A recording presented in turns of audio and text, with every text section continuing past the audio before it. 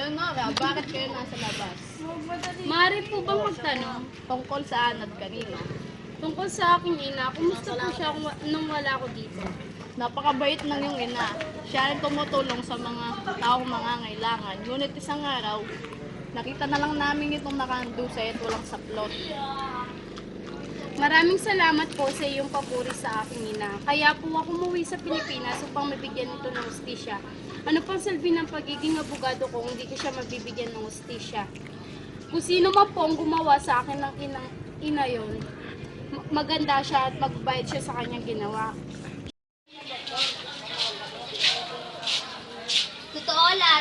Totoo lahat ang nabanggit ni Kagawad. Tama na napakabait ng iyong ina at tama rin na siya ay matulungin at isa na rin ako sa kanyang natulungan. Napakasarap sa pakiramdam na madinig yung mga salitang yan. Ito rin ang nagpatibay ng loob ko para lumaban at hanapin ng hustisya sa pagkamatay ng aking ina. Gulat nga rin kami. Nagulat nga rin kaming lahat nang natagpuan siyang walang buhay sa likod ng simbahan. Napakawalang iya namang gumawa nun. Wala lang konsensya. Sana mamatay na yun. Halika, pumasok tayo sa simbahan at magdasal. Mabuti pa nga.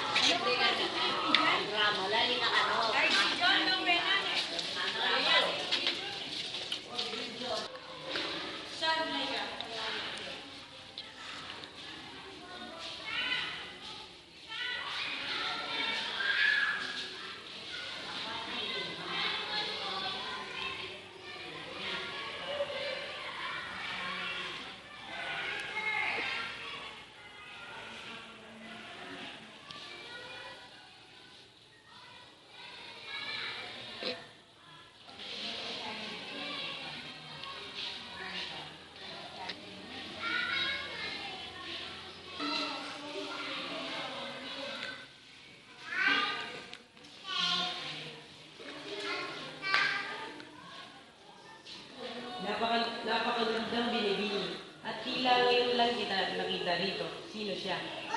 Siya po si Leonora, anak ni Nora Pontebello. Magandang umaga po, Padre. Magandang umaga rin sa'yo. Totoo bang anak ka ni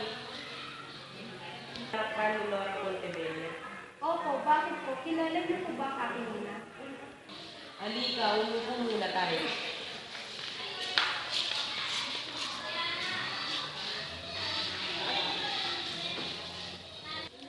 Nabalitaan niyo po ba ang pagkamatay ng aking ina? Sa likod ng simbahan at walang saplot sa pangilan. Oo, nabalitaan ko ang kanyang pagkamatay at itinapon pa talaga dito sa likod ng simbahan. Sino kaya ang walang iyang gumawa noon? Sana magbayad siya sa ginawa niya. Sana nga po.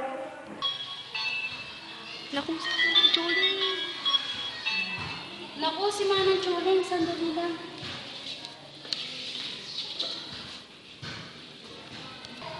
Hello, Manong Choling, napatawag po kayo. Pinapatawag ka ni Kapitan at may importante siyang sasabihin sa'yo.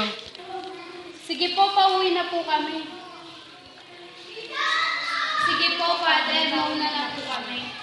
Maraming salamat po sa oras.